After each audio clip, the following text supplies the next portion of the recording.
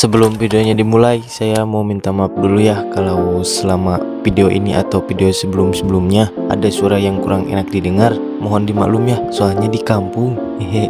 Entah itu suara motor lewat, ayam berkokok, angin, cacing bersin, gajah ngehejin, pokoknya mah yang kayak gitulah yang mungkin masih kebawa ke rekaman, dan semoga nggak mengganggu kenyamanan kalian saat menonton.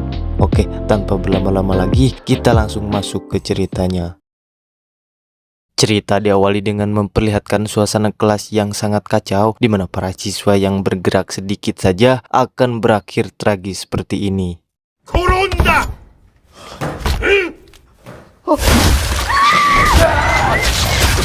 Dan kisah akan berfokus pada seorang pria bernama Sun. Di sini, Sun terlihat sangat panik dan ketakutan, di mana ia hanya bisa terdiam saja dan menyaksikan para siswa lainnya mati begitu saja.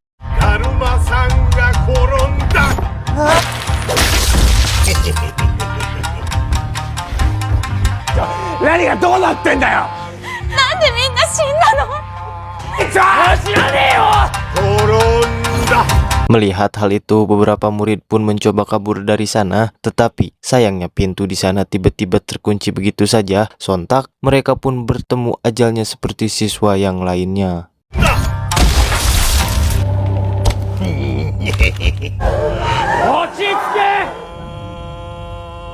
Terlihat seorang gagah, tenang, dan pemberani bernama Satake. Dia menyuruh semuanya agar tetap tenang sembari menjelaskan sedikit yang dia tahu, di mana permainan ini bernama Daruma Kematian.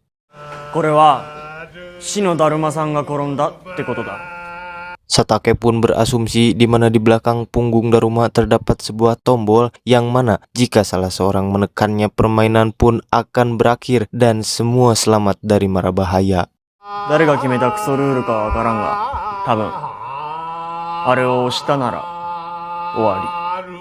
Salah satu di antara mereka pun mencoba untuk segera menekan tombolnya sehingga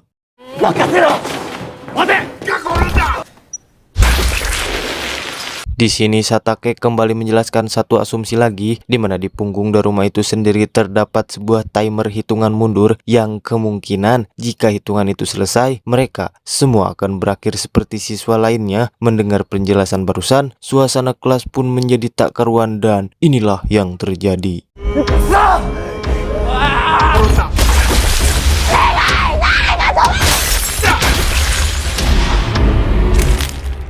Ya, waktu pun semakin menipis dan hanya menyisakan dua orang saja, Sun dan Satake. Di sini, Sun terlihat pasrah dan hanya ingin menyerah saja karena sudah tidak ada harapan lagi. Namun Satake yang masih ingin mencoba pun terpikirkan ide cemerlang, di mana Satake menyarankan Sun untuk melompat ke punggungnya seperti yang mereka lakukan saat jam olahraga.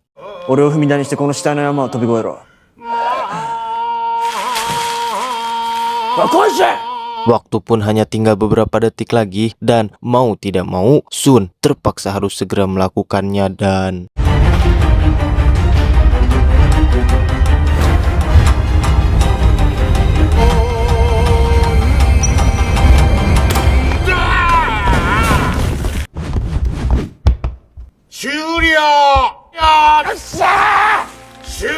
game pun akhirnya selesai dan hanya menyisakan mereka berdua. Tetapi hal lain pun terjadi ketika Sun mengacungkan jempolnya. Tiba-tiba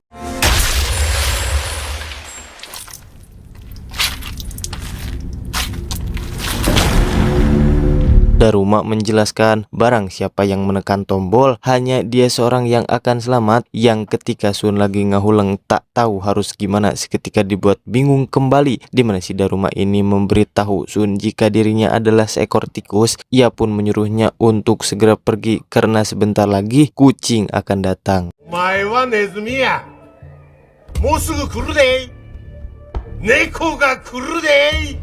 Dia pun segera pergi meninggalkan ruangan dan juga bertemu dengan wanita bernama Ichika, teman sewaktu kecil. Ia ternyata salah seorang yang selamat dari permainan tadi, tetapi di kelas yang berbeda.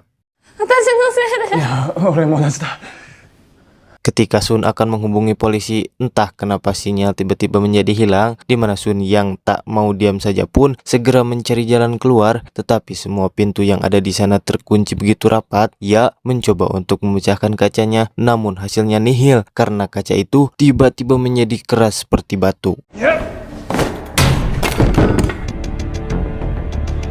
Melanjutkan pencariannya, mereka pun akhirnya menemukan pintu yang tidak terkunci, di mana pintu itu tertuju ke ruang olahraga yang ketika masuk, 一度中に入ったら出られない。なんだこれ。 di dalam sana Sun keheranan melihat siswa lain yang memakai kostum tikus. Salah satu siswa menyuruh Sun dan Ichika agar cepat memakai kostum tersebut, tetapi tiba-tiba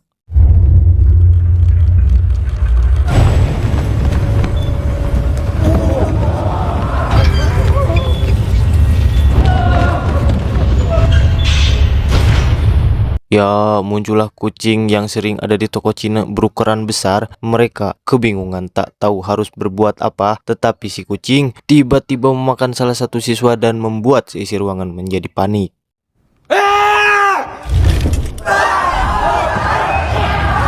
Satu persatu mereka pun jadi santapan kucing tersebut. Ichika dan Sun tiba-tiba saja melihat bola lonceng pun langsung memahami permainannya, di mana Sun langsung memberitahukan kepada semuanya jika permainan akan berakhir kalau ada salah satu dari mereka yang bisa memasukkan bolanya ke dalam ring. Mina, suzuを猫の首輪のゴールにシュートすればこのゲームは終わる。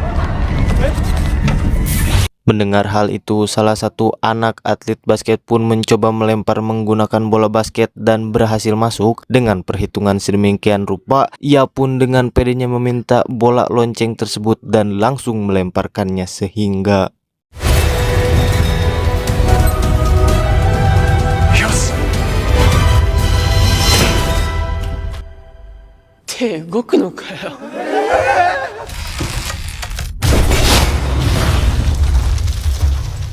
Sun pun kembali menyadari orang yang memakai kostum tikus akan jadi mangsa si kucing. Ia menyuruh semua orang agar segera melepaskan kostumnya, dan si ketua OSIS pun terkena batunya karena dirinya lah yang menyebabkan teman-temannya termakan.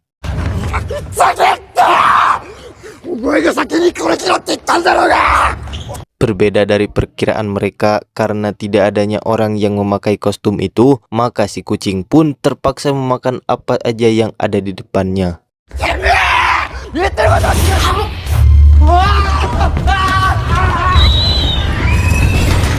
Waktu tersisa 3 menit lagi, di mana Ichika yang hampir dimakan kucing pun tertolong oleh Sun yang menggunakan kostum tikus demi mengalihkan perhatiannya. Ia juga menyuruh mereka agar segera memasukkan loncengnya. Mereka yang takut termakan pun enggan melakukannya.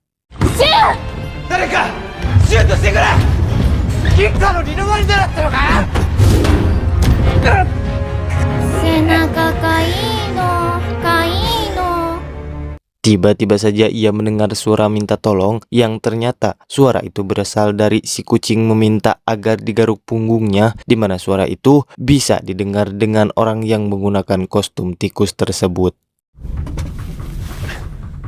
Nya nya, nya senaka ga ii no. やっぱりそうか。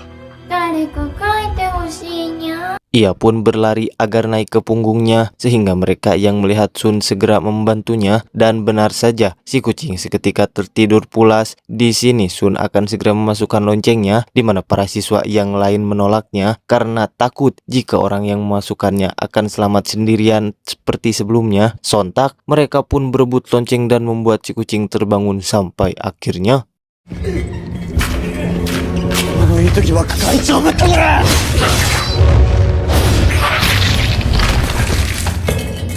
Sun pun mulai putus asa, entah harus bagaimana sekarang. Ia terpikirkan ide cemerlang dan langsung meminta bantuan pada Ichika. Ichika, その鈴持ってこい。こっちだ。あいつらだけ逃がされるぞ。Singkat cerita, setelah semuanya siap, mereka berdua pun membungkus bola dan lonceng memakai kostum tikus yang ada di sana. Berharap agar si kucing tidak mengetahui posisi loncengnya berada, mereka berdua pun berlari segera memasukkan bolanya. Tetapi bola yang dipegang Sun diketahui si kucing, yang mana ketika Ichika melemparkannya, si kucing pun langsung memblokir lemparan tersebut.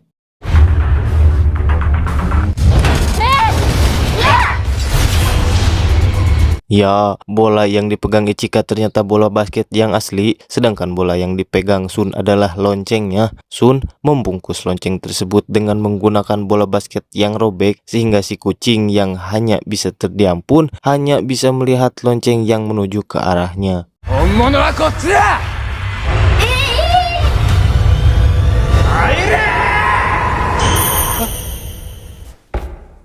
Beruntung tiba-tiba seorang siswa datang dari belakang, di mana di detik-detik terakhir pun ia langsung memasukkan loncengnya saat itu juga.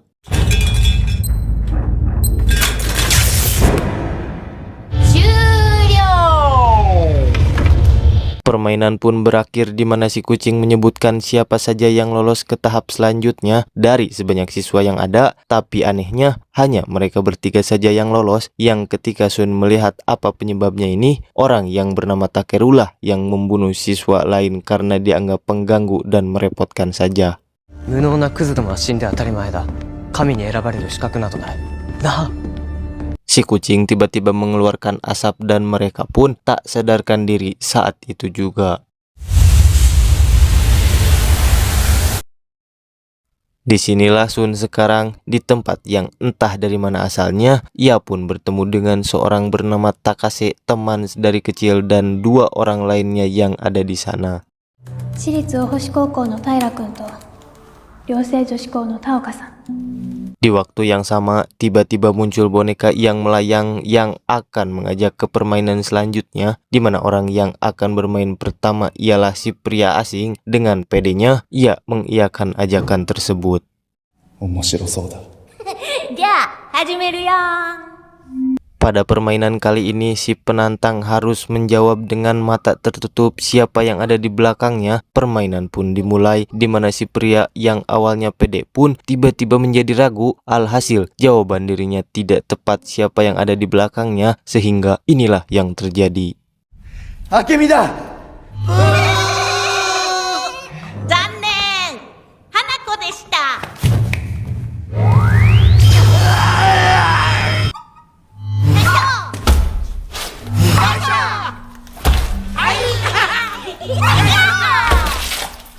Selanjutnya si wanita pun diajak bermain, namun kali ini si wanita tidak bisa menebak karena ketakutan, sehingga waktu pun habis dan 時間切れ。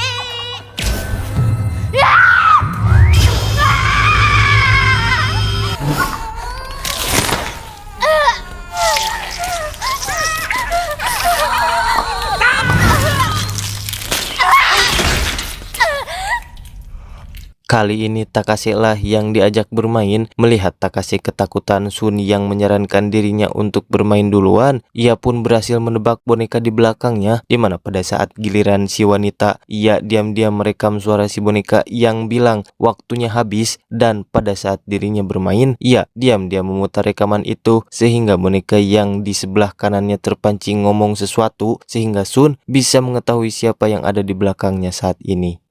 アホはお前だったな。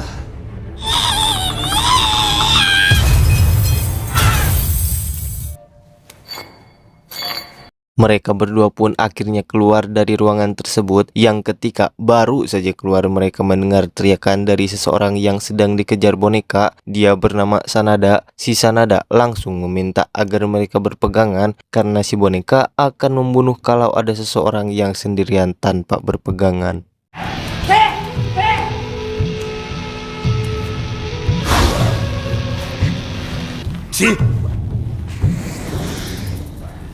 Mereka bertiga lagi-lagi mendengar suara teriakan yang sekarang berasal dari Ichika, sehingga Sun langsung lompat saat itu juga.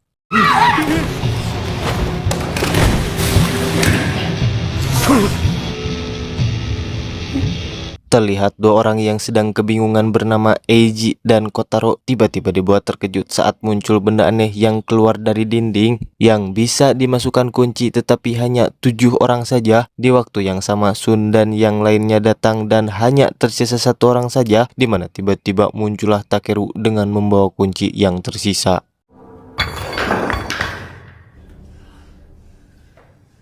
Sehingga mereka pun langsung memasukkan kuncinya saat itu juga.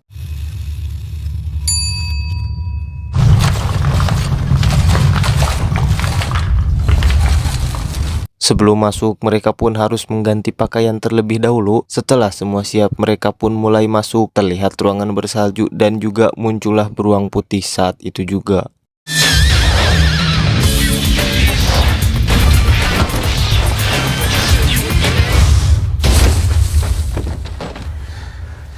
Si beruang pun memberikan peraturan permainannya, cukup hanya menjawab jujur saja, permainan akan selesai, dan jikalau ada yang berbohong, maka mereka boleh memutuskan siapa orang yang bohong, dan si beruang tak akan segan untuk membunuhnya. Permainan pun dimulai dengan pertanyaan yang sangat simpel, apa makanan kesukaan kalian? Dan mereka pun menjawab secara bergantian. 俺はやっぱり寿司かな。ラーメン、肉、パセリ、カレー。オムライス、ミルクレープ。 Si beruang pun mencium aroma kebohongan. Ia menyuruh untuk segera menyerahkan pembohongnya selama 2 menit, dan jika tidak, mereka semua akan kena dampaknya. Disinilah perdebatan dimulai sehingga waktu tersisa tinggal beberapa detik lagi. Mereka pun akhirnya menuduh Sanada yang katanya mana mungkin orang suka seledri dari banyaknya makanan di dunia ini. お前だよ。ああ。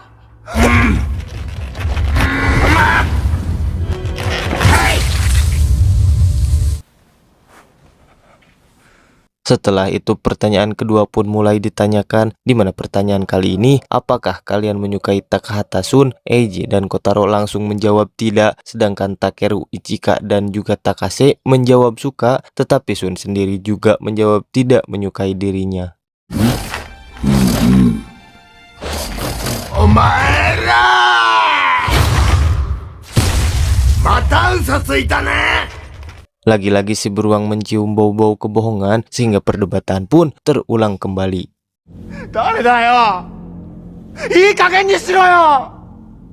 Di sini Ichika mulai menuduh Takeru yang menyukai Sun karena aneh saja masa laki-laki demen sama laki, tetapi Kotaro malah menuduh Sun lah yang berbohong karena bisa-bisanya dia tidak suka sama dirinya sendiri.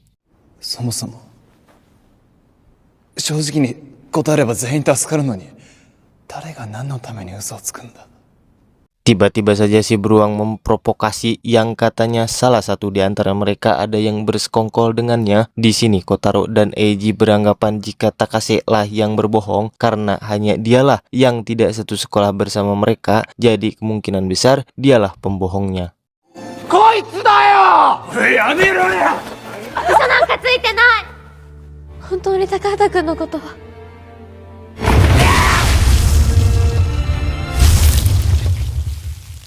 Melihat teman kecilnya mati, akhirnya Sun sadar karena dari awal permainan merasa ada yang gak beres, sehingga Sun akhirnya menunjuk kalau si beruang lah yang dari tadi berbohong, di mana si beruang tujuannya di sini hanya untuk mengadu domba mereka. Dan benar saja, si beruang putih ini sebenarnya bukan berwarna putih, melainkan berwarna hitam.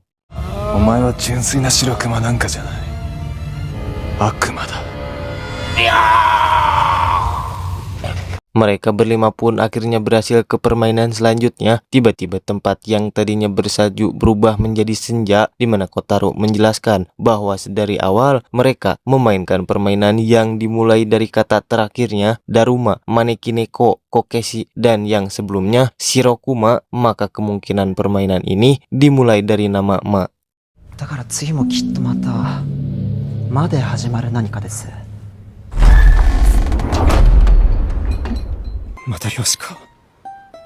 Ya, ternyata memang benar permainan ini bernama Matryoshka, boneka khas asal Rusia, di mana kali ini mereka harus memainkan petak umpet. Orang yang mengambil kaleng harus meletakkannya di lingkaran dan mencari orang yang lainnya bersembunyi, tetapi saat menemukan ia harus melihat wajahnya terlebih dahulu. Setelah itu meneriakkan namanya sambil menginjak kaleng tersebut. 誰かを見つけたら、その人の顔をはっきりと見て、名前を呼んで、あの缶を踏む。 Sedangkan tugas orang yang bersembunyi agar bisa menang yaitu mereka harus menendang kaleng itu keluar dari lingkarannya, tetapi kaleng tersebut akan langsung meledak ketika ditendang.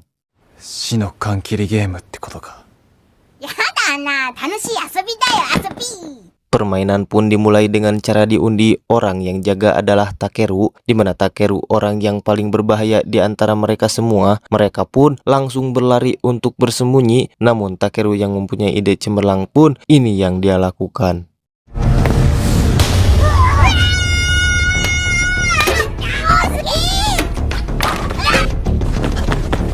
Tak butuh waktu lama, Kotaro dan Eiji pun langsung tertangkap dan diseret langsung ke dalam penjara. Sedangkan Ichika dan Shun sembunyi di lantai atas. Ichika yang melihat keluar pun tak sengaja ketahuan olehnya, sehingga mereka pun memilih kabur dari sana menggunakan tali.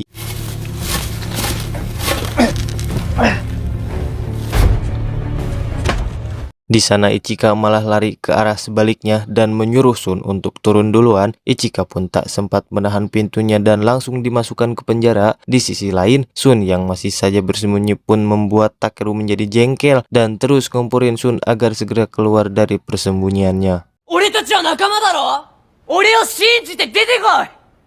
Shun pun akhirnya keluar dengan menggunakan jirah besi, di mana Takeru tidak bisa meneriakkan namanya karena wajah Shun tertutup oleh jirah tersebut. Takeru langsung mendekat dan berhasil membuka topengnya, sehingga ia pun bisa menyebut namanya. Takeru yang kembali akan menginjak pun akan tetapi...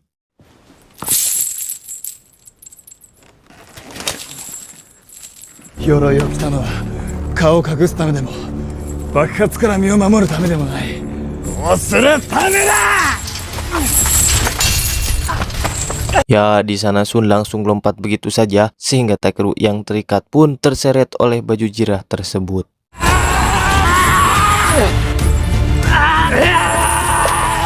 Ternyata Shun sudah melepas baju jirah itu dan segera naik agar bisa menendang kalengnya. Di sisi lain, Takeru juga yang berhasil terlepas pun segera berlari dan inilah yang terjadi.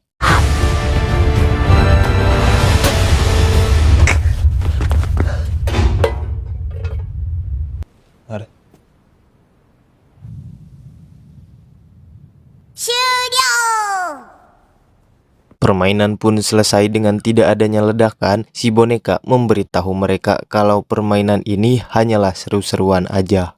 あれは嘘。はあ？だってその方が面白かったでしょ。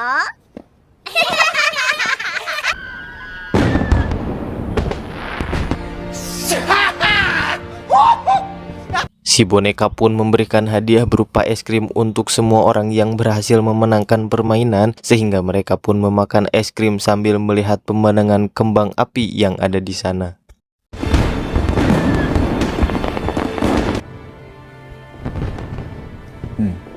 Plot twistnya adalah setelah mereka memakan habis es krimnya terdapat sebuah tulisan di sticknya, mati atau hidup, di mana permainan ini dipandu oleh boneka Rusia, yang mana kalau di Rusia orang-orang di sana sering memainkan roulette Rusia, di mana permainan ini tidak menggunakan skill sama sekali melainkan dengan keberuntungan. Orang yang mendapat stick bertulisan hidup hanyalah Shun dan Takeru, di mana yang lainnya mendapat stick bertulisan mati, sehingga inilah yang terjadi.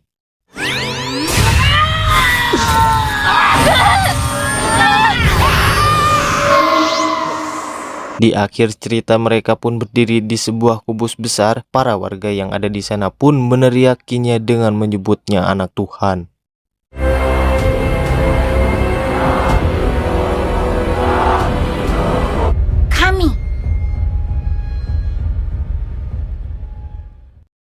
Tamat ending yang sangat mengkomuniskan.